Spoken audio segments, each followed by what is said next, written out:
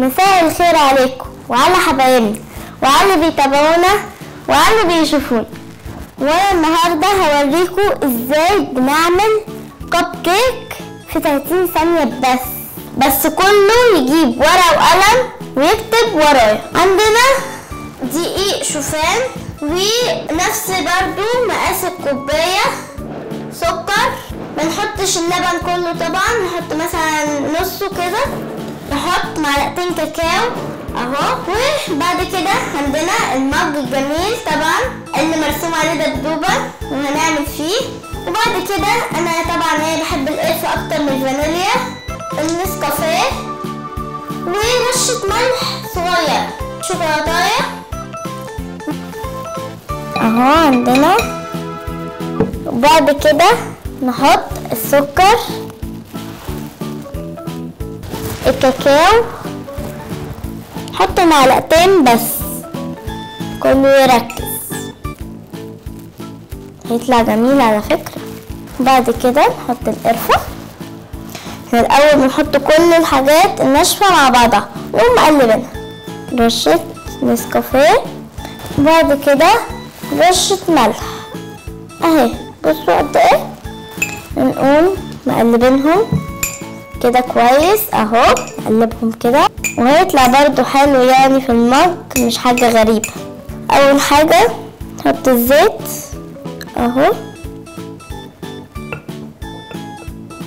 نحط اللبن. كلنا طبعا يعني نسمع ان اللبن مغذي جدا، كل المشاهدين لازم يشوفوه ولازم تعملوه على فكرة، ده جميل، لازم تعملوه لغاية ما يبقى سايب كده معانا. حتى لازم نعمله كده عشان نشوف تقله. اللبن طبعا في حديد كلنا نعرف، والقرفة طبعا على طول بنسمع عنها انها مغذية. وكده خلاص اهو كده بقت كويسة ومتماسكة معانا. بعد كده بقى نروح لاخر حاجة، نجيب الشوكولاتة. هتستوي وهتسيح، هتبقى طعمها فظيع طبعا. قلبناها حتى اهيت خلاص.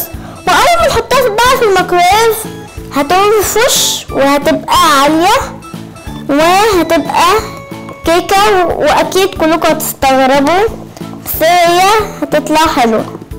طبعا كل الاتصالات اللي جاية واللي جت كلها بتسأل عن ازاي بناكلها.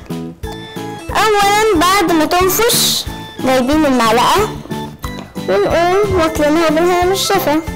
ودلوقتي هنروح الميكرويف عشان نحطها، وهنحطها في الميكرويف دقيقتين بس فقط لا غير. معلش بس يا جماعة انا نسيت معلومة نسيت اقولها لكم عن فوائد اللبن. اللبن ده ممكن نعمل منه شاي بلبن، ممكن نعمل بيه عجوة بلبن، رز بلبن. والشاي بلبن ما نكترش من الشاي عشان هو مش مفيد علينا، وخصوصا على الاطفال لازم نكتر من اللبن. واللي هيجي يقول اللبن مفيهوش حديد يبقى ده معلومات مزورة. وطبعا لازم نشيل معلقة، واللي بيعمل معايا يشيل برضو المعلقة. نحطها هنا. اول حاجة بقى الميكرويف بتاعنا اهو بس بيعلق شوية اهو. وبعدين حطيناه ونقفله، وبعد كده بندوس هنا. واحنا دلوقتي مستنيين الكب كيك بتاعنا، واكيد طبعا هيطلع رائع يعني. ودلوقتي اهو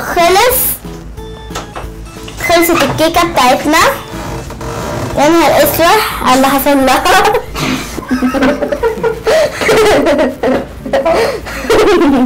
ايه اللي حصل له؟ طبعا هو اتشلفت وطلع من هنا ومن هنا، وانا طبعا زعلانه على اللي حصل له.